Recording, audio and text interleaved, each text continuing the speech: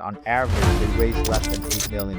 Additional expenses of being a public company generally, roughly, is about $1 million to $1.5 million for a small cap or micro cap company. My guest today is Sam Van. He is one of the founding partners at SRO Partners. He spent 11 years at the New York Stock Exchange. You said that most companies don't fail at the IPO, they fail at the 12 months afterwards. This is kind of where the regulatory hat comes in, right? So the simple question I always say is, yes, 12 months is great, but can you stretch into 18 months? Do you have enough liquidity after IPO that you don't need fresh capital coming in?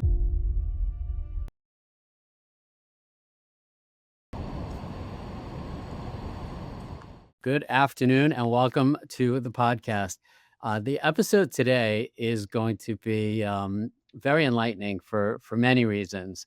And today's topics are going to cover everything from domestic and international companies and business to doing an IPO to listing on the stock exchange. And the reason why I think this is going to be super exciting is because of the insights that our guest is going to have a chilled conversation with us about. My guest today is Sam Van. He is one of the founding partners at SRO Partners. And what's also fascinating is that his business really runs the globe. And we're going to get into some of the specifics of that. And just on top of that, oh, by the way, he spent 11 years at the New York Stock Exchange. So I'm sure we'll get some good insights from that angle as well. With that introduction, Sam, thank you so much for taking the time. I know you're on the West Coast. We appreciate you fitting us in today. And welcome to the podcast. Well, Seth, thank you so much to have this conversation. I know it's long schedule and glad we're able to find time to sit down and have these meeting conversations. And also we've been friends for a long time. If you think it's been a long time. Yeah, indeed. And we've seen a lot of ups and downs, and this is probably number of these cycles that we're going to go through, and certainly not the last one. But if we both can help companies and advisors thinking through this process and get more activities in the market, this is a platform that is healthy to have that conversation. Thank you. Well, I definitely want to backtrack and learn about your journey. But before we do, why don't we share with everybody sort of the seat that you're in today with SRO Partners? Where does it come from? How did you start it? What do you do? And who do you service? Yes, this is a great question. SRO Partners is really founded by accidents based on clients' needs. And there are those are the best ideas, right? Best ideas right. That just happened. Like, oops, that was a mistake, but let's go with it. That's right. So in our journey is really the relationship, the clientele, the trust that you have, and the integrity you bring to the business. So wherever you end up in your journey of career path, they always think about following those trails, and advisor that you build trust with, they always be a good partner over time, and they refer you conversation. Not necessarily that you have to win that business in that conversation, but at least you're a part of the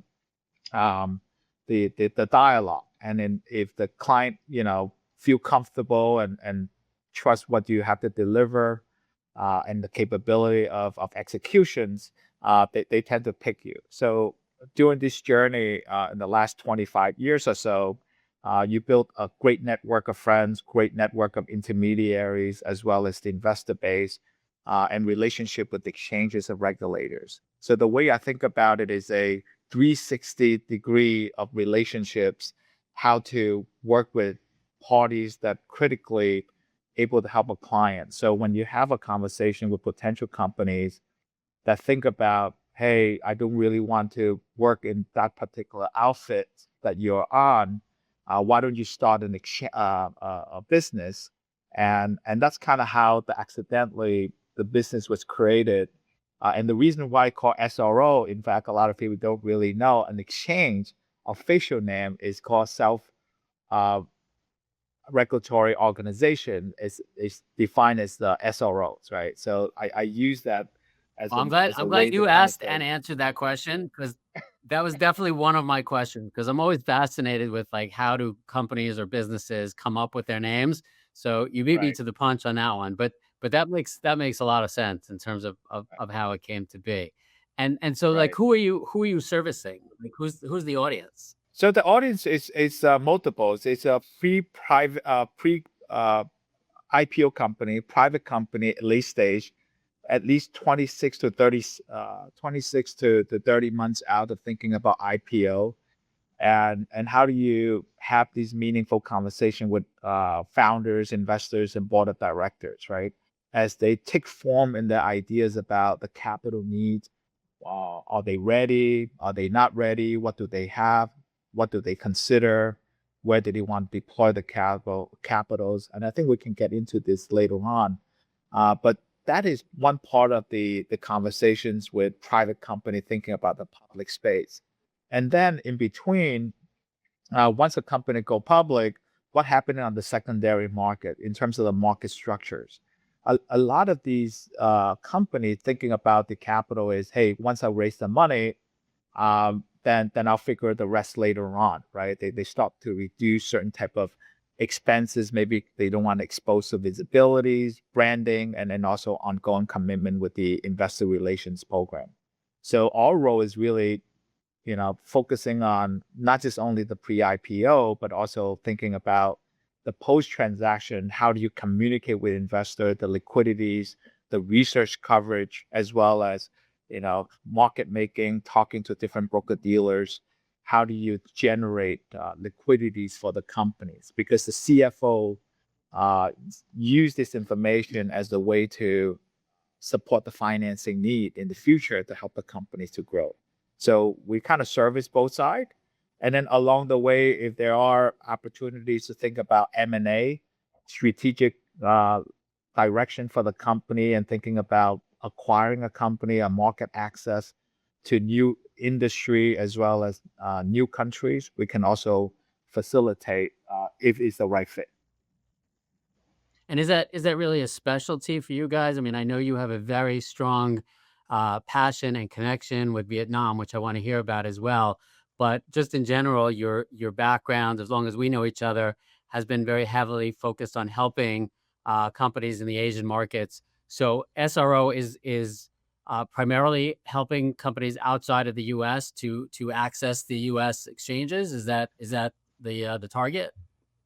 Yeah, so that's one way to look at opportunity from Asia, looking at the US market and access to North America capital to redeploy to the regional market to expand the business. But there are some inspirational thought from founders want to access to the US market from the commercial aspect as well, right? Not just only the capital and Right. sell share to the US market. So from time to That time, makes sense. you introduce certain relationship to some of these companies to think about how do you build presence here in the U.S. market, um, and then vice versa. Sometimes they operating in the Asia market, whether you're in Singapore, Japan, Korea, Hong Kong, and Taiwan. These are developed Asia markets. So if you're thinking about entering into the emerging market or the frontier market within Southeast Asia, you need to recalibrate in terms of the rule, regulation, languages, cultures, and policies as well.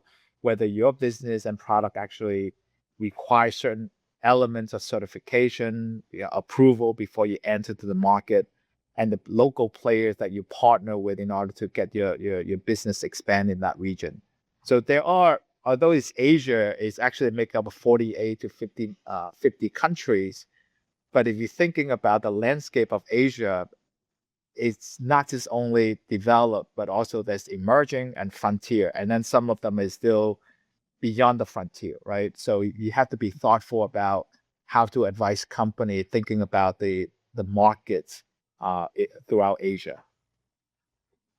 And I think that's really helpful because at least from the seat that I'm in, I think that all of these are extremely hot right now because I can tell that when I'm doing Zooms at 11:30 at night or at 6:30 in the morning because we need to accommodate some of the Zoom calls with management in, like you said, Singapore, Malaysia, Hong Kong, Japan. There are a bunch of conferences coming up. So I Right. think that you are in a very unique position to help these companies, which are extremely hot right now. Tell me a little bit about the connection you have with Vietnam. Yeah, so Vietnam is an interesting country. I was born and raised in Vietnam at a time of difficulties.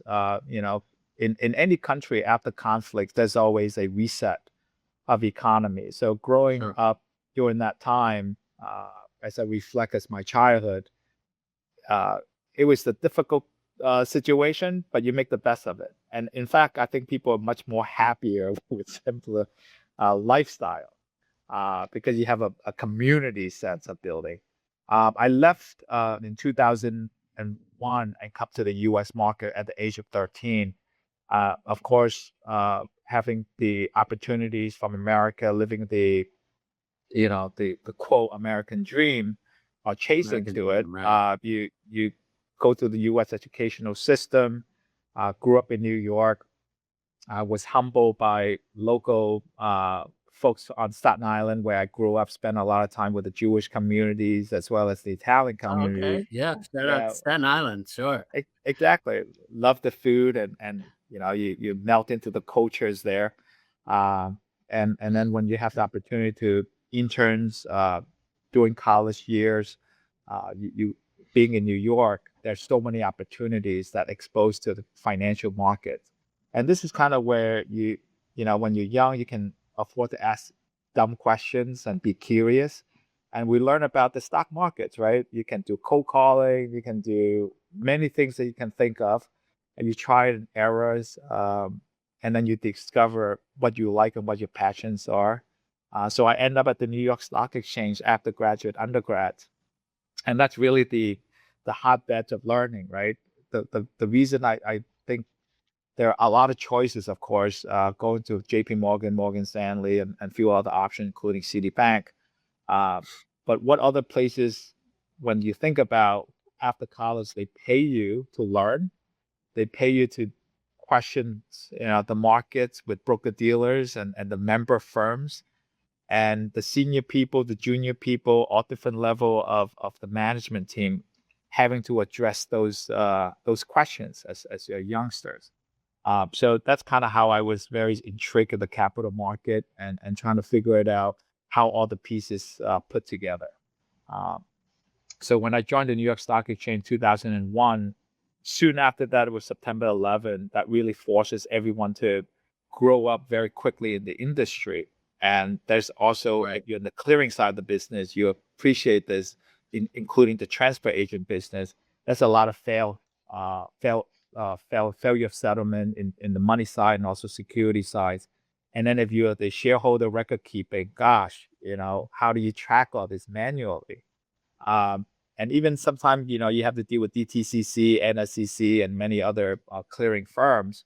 You really have to figure it out. Okay, with the technology and also with the telecom interruptions, how do you Well, start? welcome to my life as a transfer agent, Sam. Exactly. So, you know, hopefully we have done quite a bit innovation since then. I'm sure it has been. Sure. Um, Yeah. but you're trying to help the industry as a junior analyst at the NYSE, how do you look at the market structure, stock long, stock borrow? How do you make sure these cycle of transactions being settled appropriately, broker dealer able to protect investors' asset? So you have to start thinking about that framework of record keeping, right?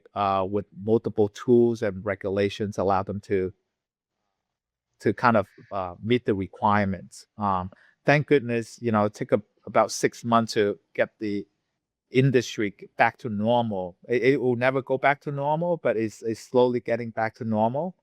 And then because of that, there was a lot of new rule and regulation come up because like contingency planning, right? You never expect this type of events happening. Record keeping become very critical.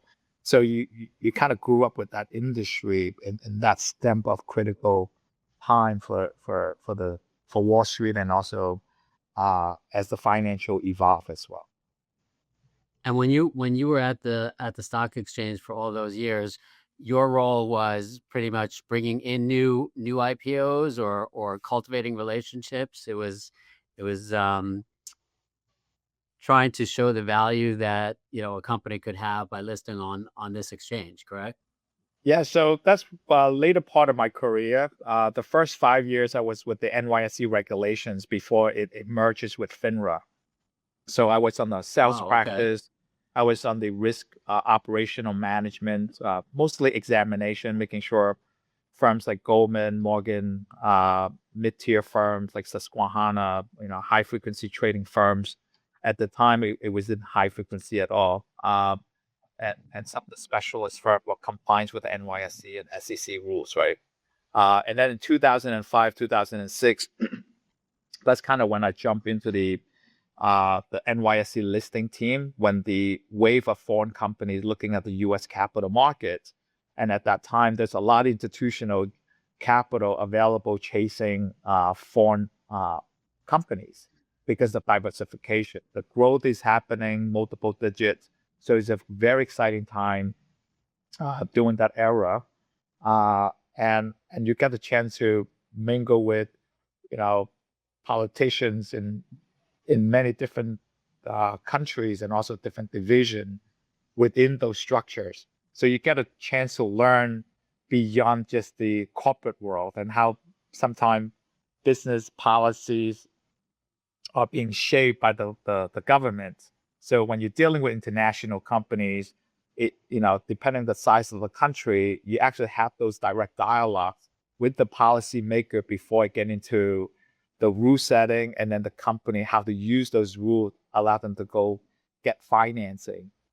And that kind of get back to your question is how do I get involved with Vietnam was in 2007 when the prime minister visits the second time, we were thinking about, at that time I was thinking about looking at China, looking at some developed Asian market, how to utilize the U.S. capital market, fundraise, get the capital back into the country, redeploy that capital, how that able to help the industry, hiring staff, expanding the product, and then beyond that, export those products back to the U.S. markets, right? And I say to myself, as a Vietnam heritage, why can't Vietnam do the same, right? If you look at, for example, Israeli, a small country, but there's so many genius and entrepreneurs there that focus on biotech and technology and cybersecurity risk and also national defense programs. It so many ideas being flourished because of Western capital allows companies to expand those thoughts and innovations. So my thought about Vietnam is, gosh, I know they're not ready. They're still a very young country, but it has to start somewhere. So we signed an MOU between the New York Stock Exchange and the Ho Chi Minh Stock Exchange as the person behind the architecture of that relationship. And that really stemmed the conversation about building blocks with local fund managers, with key stakeholders, policymakers. And those cycles, politicians, leaders, decision makers always change every 4 or 5 years. And the junior staff also elevate their position because of all these evolution of changes. So you maintain this great relationship, and we can talk about that is how do you maintain the relationship over the years as they elevate, they see you as a trust advisor and they will continue to share support and you do the same thing as well. So, in our business, it's all about relationship, people first. Sometimes deal doesn't work out. That's okay. We set our differences, we move on, but let's figure out the next Right. deal, right? So that's I kind think of it's how I think amazing that about, you're able yeah. to. Yeah, but I think it's even more impressive because, as many of us know, it's one thing to be able to become a trusted advisor, and to really understand what the client needs. But for you, you're talking about different countries, different cultures. There's a lot to understand and to be able to make people in different cultures feel comfortable. You know, it often requires a tremendous amount of travel, immersing yourself there and with the people, which, I'm sure you've got a couple of crazy stories over the years just with all your travels.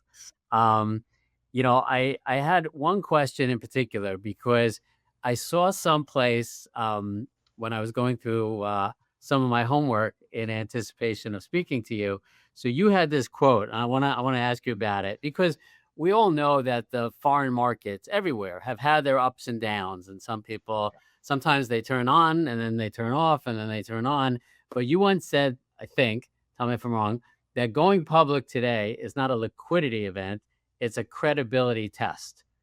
I think you said that, but the gist of it is that, how do you, when you're speaking to all these companies, really, how are you able to decipher who's real, who's not, who's going to pass that credibility test, and who's going to make for a good publicly traded company here?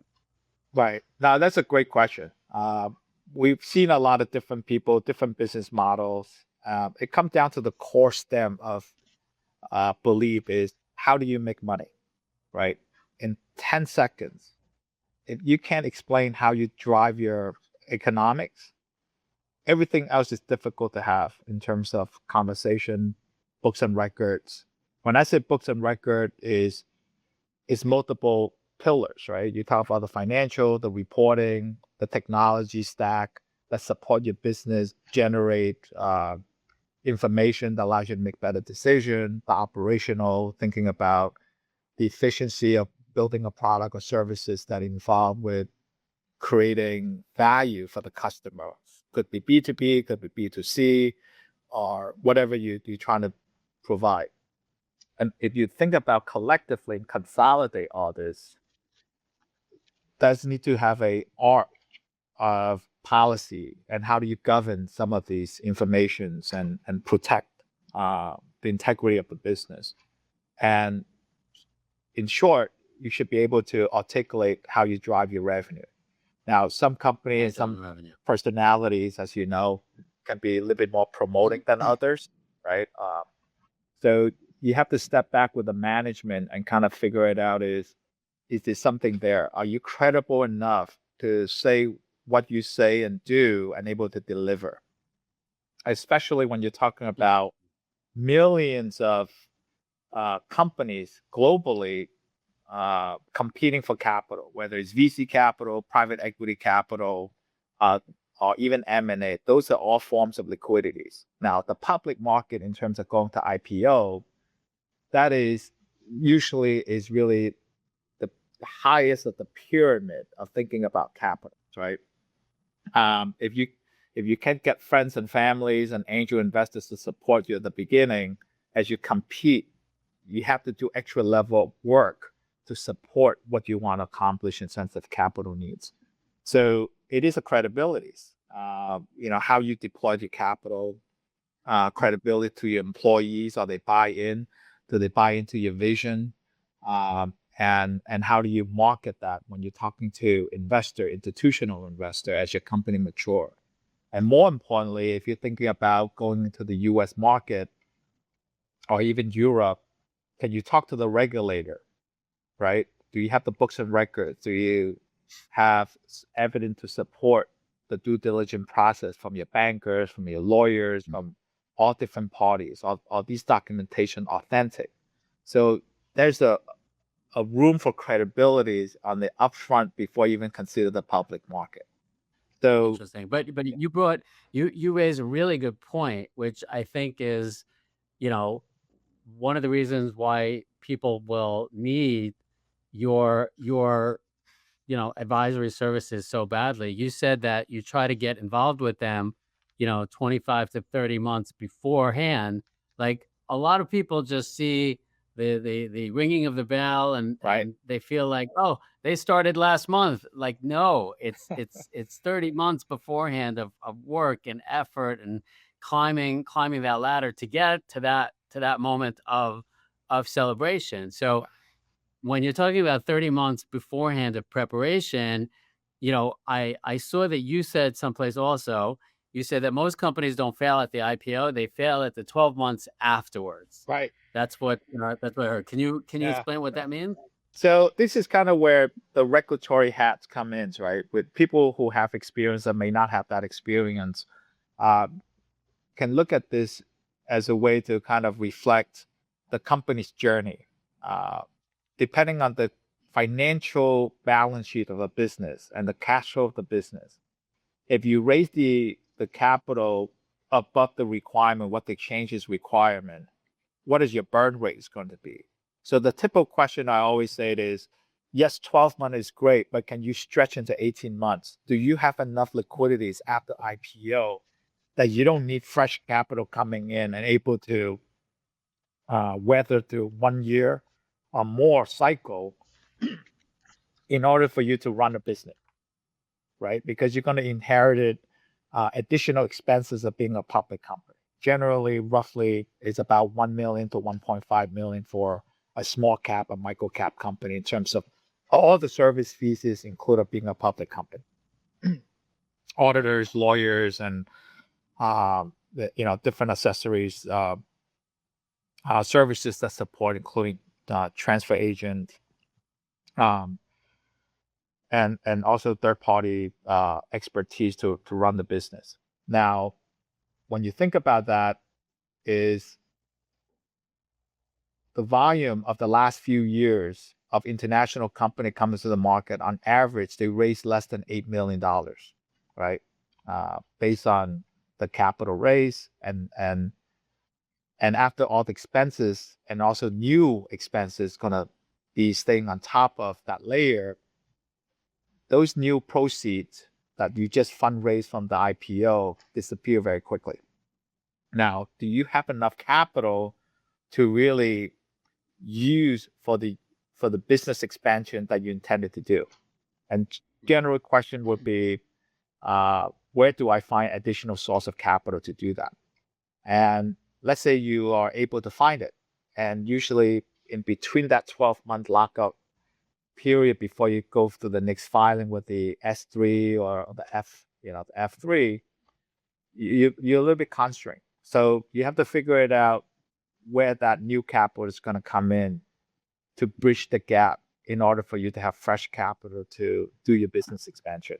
So when I say about most company fails are not because of the product, sometimes it's the capital structure, and then also the interest imposed in some of these companies can run between 25% to 45%. In some cases, there's also warrant attached or right attached to it. And you have to make that decision as the owner of the business, to kind of think about is, I need to survive within these 12 months. And let's get these capital, and we'll worry about the consequences later. And generally, you will see the stock price start to deteriorate. So they might not last for 12 months because when your share price go below a sensitive price point, then you're subject to regulatory challenges, right? So Sure. that's kind of why I think about is, candidly, after the IPO within 12 months, that's the runway of survival that makes for sense. companies. That makes sense. Let me ask you this, Sam. A lot of times when we have guests on and they share some of their knowledge, I joke with them and I'm like, "Oh wow, you should write a book. You should put that in the book." Now, with you, you actually wrote a book, right? You're an author on top of everything else. Tell me a little bit about that, if you don't mind. Yeah, thanks for that. It's really it's curiosity and it's personal learning journey. I felt so disconnected from Vietnam, even though I go back every year. By no means I'm an expert, but you spend a lot of time. You build a lot of great friendship, and you saw the journey, the struggle, but yet they're doing it. And why are they doing it? Because the rule and regulation changes almost on a monthly basis, if not with new government come in, they might even abolish old rule, write their own new rules and regulations. So this particular book I was curious about is, what is their focus and what is their fire the animal spirit that allows them to be in a country, in environments that they can excel, right? The US is actually, it's quite mild, even though there's a lot of regulations and a lot of changes is happening over the last 25 years, but it's very transparent. People understand it, and you have a lot of professionals able to interpret it, and you can get answer very quickly and clear, and you can actually execute against those uh, uh, those those compliance manner to excel the business. But in an emerging and a frontier country, it's really difficult to get these type of uh, clarities to operate. So the idea is to looking at different industry.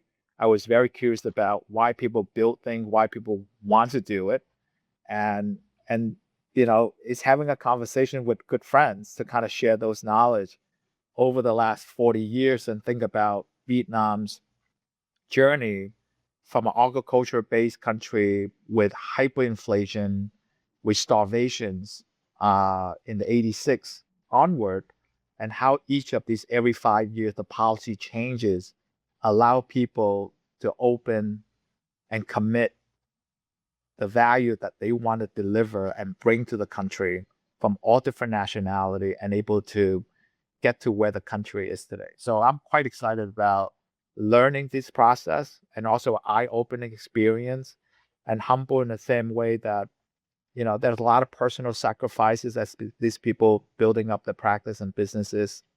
Sure. And we only celebrate when people wins, but there are also places where people may not win because of financial reward, but they win because the impact to the millions of people. So that's just kind of where I think about the commitment people have in a country, and see how that evolved because of the impacts, right? Like, No, it's a great lesson, and it's very authentic. And thank you for doing that. And for those of you who want, the name of the book is 40 Years of Innovators, right? that's right. Thank you, Seth. Yeah, it's 40 Years available of on Innovators. Amazon. Amazon. Yeah. Okay, go buy it now. But listen, Sam, I want to be sensitive to your time. I know you're on the West Coast today. Is there anything else about just your experiences or SRO partners that you would want the listeners to know? I mean, a lot of our listeners are entrepreneurs, public companies, people that want to become public companies. Are there any other points about SRO or about the capital markets that we're in today that you think would be good parting words before we say goodbye? Right. Well, thank you for the opportunities, and always very interested in learning about the pipe of the working connectivities of the entire capital markets, right? It's never a one single parties that drive the conversation. You need a Right. community to build a successful deal.